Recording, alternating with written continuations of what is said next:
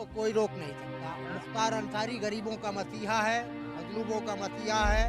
इसको मुख्तार अंसारी को कोई यहाँ से रोक नहीं आपकी सकता। कभी मुलाकात हुई थी? बहुत मुलाकात हुई है उनसे, जेल में भी मुलाकात हुआ है, उनके घर पे भी मुलाकात हुआ है, उसके बहुत से लोग यहाँ रहनुमा है। सबसे बड़ी है कि अल्लाह का करम है और यहाँ के गरीबों की दुआ है।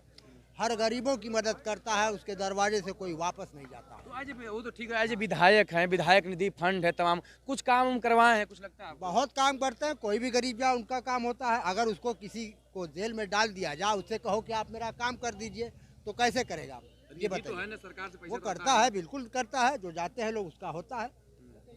अच्छा तो ठीक है, अभी जानते तो ये तो मसीहा का दिए कह रहे हैं गरीबों के मसीहा हैं, और जो गरीब जाता है तो ये वजह लगती है कि और कुछ आपको क्या लगता है? नहीं, देखिए क्या होता है, सेंटिमेंट होता है।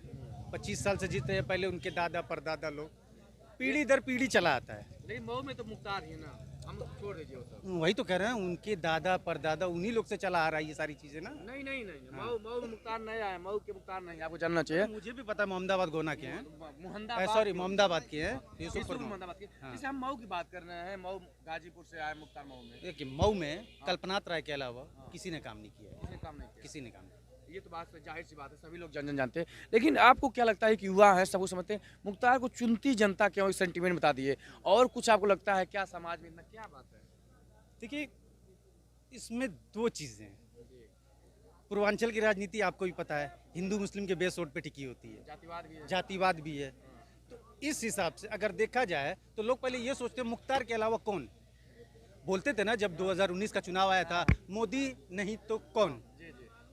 तो वही चीजें यहाँ पे है, मुख्तार नहीं तो कौन। नहीं, मुख्तार के खिलाफ बहुत लोग हैं, बहुत लोग हैं।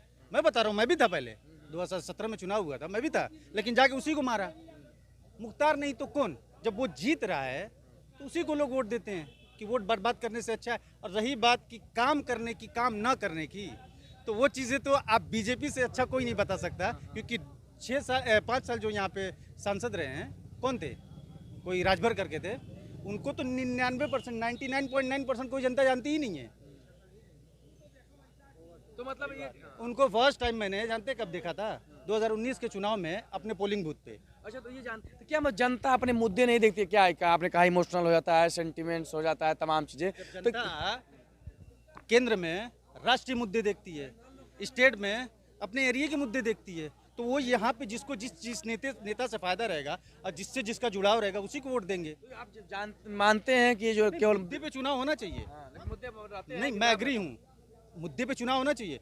हो सकता है 50% लोग मुद्दे पे वोट देते होंगे, लेकिन 50% को आप उनको फोर्स नहीं कर पाओगे कि मुद्दे, जैसे कि आप लिसन, मेरी बात कंप्लीट नहीं।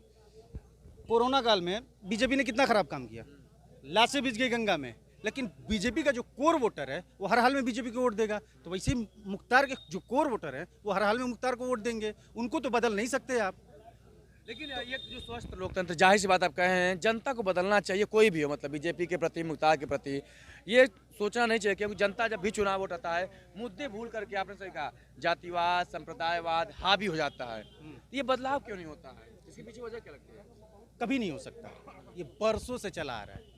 जातिवाद जो होता है, इलेक्शन हटा के देख लीजिए, संविधान किस ब्याह पे बना था, उसी लिए बना था ना, सारी चीजें हटाने के लिए। वो बनने के बावजूद भी अभी तक तो है सारी चीजें, हाँ, ऊंच नीच, छोटा बड़ा सारी चीजें हैं। इलेक्शन को हटा दीजिए, अदरवाइज भी तो है सारी चीजें, तो आप इसको कभी खत्म ही नहीं कर पाएंगे। बात है।